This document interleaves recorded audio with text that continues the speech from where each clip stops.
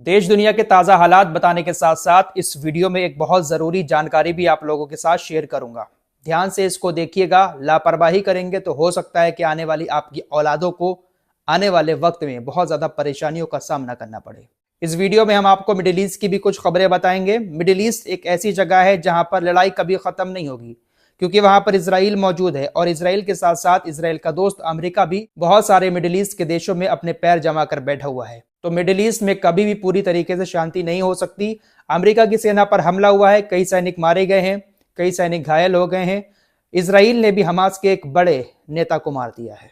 और भी कुछ खबरें हैं, इन तमाम खबरों को बाद में बताएंगे, लेकिन पहले जरूरी जानकारी, क्योंकि बहुत सारे लोग पूरी वीडियो नहीं देखते हैं, बीच में ही छोड़कर चले जाते हैं। इसलिए जो जरूरी बात है पहले आप लोगों को वो बता देता हूं।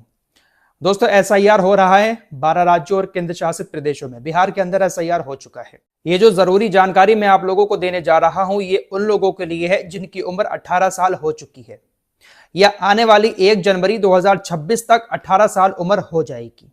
और उन लोगों के अभी तक वोट नहीं बने हैं। 1 जनवरी 2026 तक जिन लोगों की उम्र 18 साल हो गई है, वो लोग जनवरी के महीने में ही फॉर्म नंबर 6 भर के अपना वोट जरूर बनवा लें, क्योंकि फरवरी में जो वोटर लिस्ट जारी होगी, अगर आप जनवरी में फॉर्म नंबर 6 भरकर जमा कर देते हैं तो फरवरी वाली वोटर लिस्ट में आपका नाम आ जाएगा। और अगर आपने जनवरी के महीने में अपना नया वोट बनवाने के लिए फॉर्म नंबर 6 भरकर जमा नहीं किया या ऑनलाइन नहीं किया, तो आपका नाम फरवरी में जारी होने वाली वोटर लिस्ट में नहीं आएगा।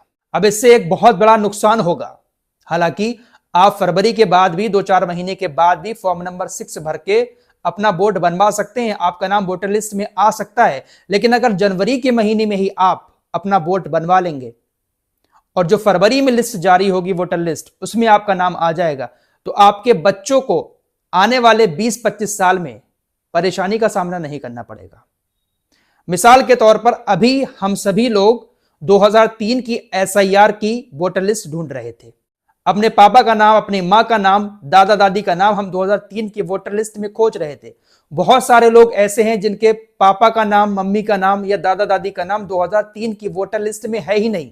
2003 के बाद वोटर लिस्ट में है, लेकिन 2003 की एसआईआर वाली वोटर लिस्ट में है ही नहीं। वो इसीलिए नहीं है क्योंकि या तो उस वक्त उनकी उम्र 18 साल हुई नहीं होगी, या फिर उन्होंने लापरवाही करके उस वक्त अपना वोट नहीं बनवाया होगा, जिसकी वजह से 2003 की वोटर लिस्ट में उनका नाम नहीं आया। अगर आप जनवरी, आने वाली ये जो जनवरी है, इस महीने में फॉर्म भर के नया वोट अपना बनवा लेते हैं जिनकी उम्र 18 साल हो गई है, तो फरवरी में जो वोटर लिस्ट जारी हो रही है, ये एसआईआर वाली वोटर लिस्ट है, तो आपका नाम भी इसी एसआईआर वाली वोटर लिस्ट में आ जाएगा। एसआईआर 2003 में हुआ था और अब 22 साल के बाद 2025 में हुआ, 22-23 साल के बाद।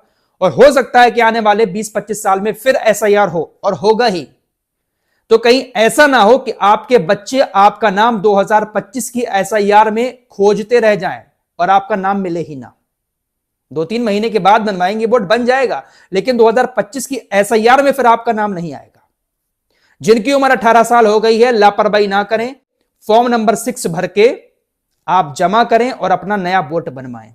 आप ये काम जनवरी के महीने में ही कर लेंगे तो एसआईआर की लिस्ट में आपका नाम आ जाएगा। 20-25 साल के बाद भी अगर लिस्ट देखी जाएगी कि 2025 की एसआईआर की जानकारी लेकर आओ, तो आपका नाम होगा, आपके बच्चों को परेशानी नहीं होगी। इसलिए यह काम जरूर कर लें जिन लोगों की उम्र 1 जनवरी 2026 तक 18 साल हो रही है या पहले हो चुकी है और अभी तक वोट नहीं बना है। इस वीडियो को शेयर भी करें, क्योंकि बहुत जरूरी जानकारी मैंने आप लोगों को दी है। आइए मिडिल ईस्ट की तरफ चलते हैं। खबर आ रही है कि मिडिल ईस्ट के अंदर अमेरिका का जो सीरिया के अंदर अड्डा बना हुआ है, वहां पर एक हमला होता है, और यह हमला आईएसआईएस की तरफ से किया गया। आईएसआईएस एक बड़ा आतंकी संगठन है और इसका इस्लाम से दूर दूर तक नाता नहीं है, लेकिन इसको इस्लामिक स्टेट कहा जाता है। और आईएसआईएस को बनाने वाला कौन है, यह पूरी दुनिया जानती है। आईएसआईएस ने हमला किया और उस हमले में 3 अमेरिका के सैनिक मारे गए। अमेरिका का जो ठिकाना है सीरिया के अंदर, उस ठिकाने पर हमला हुआ था। 3 सैनिक मारे गए अमेरिका के और कई सारे सैनिक घायल हो गए।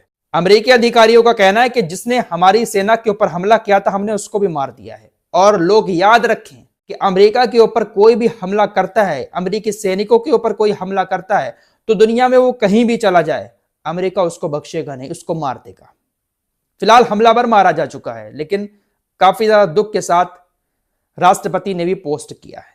दोस्तों, अब ऐसी चीजें चल रही हैं कि ये जो अल जुलानी है सीरिया के राष्ट्रपति, इनकी ये तस्वीर वायरल हो रही है और तस्वीर में ये जो पीछे शख्स दिखाई दे रहा है, इसको हमलावर बताया जा रहा है कि ये शख्स था जिसने अमेरिकी सैनिकों के ऊपर हमला किया। अमेरिका ने इस हमले को आईएसआईएस से जोड़ा है, लेकिन यह शख्स किसके साथ खड़ा है? सीरिया के राष्ट्रपति अल जुलानी के साथ। और अल जुलानी अब कितने करीब हो चुके हैं अमेरिका के, आप सभी लोग जानते हैं। और ये हाल ही का फोटो लग रहा है अल जुलानी का, ये हाल ही का फोटो है जब वो कोट पैंट पहने हुए नजर आ रहा है। इससे पहले तो वो वैसे कुर्ता पजामा वगैरह पहनते थे, लेकिन जब से अमेरिका से मुलाकात हुई है और देशों से मिले हैं तो उन्होंने अपना पूरा लुक चेंज कर लिया है। तो इसी लुक में फोटो है और फोटो में सामने वो खड़ा हुआ नजर आ रहा है पीछे, तो कह सकते हैं कि ये इनका करीबी ही है।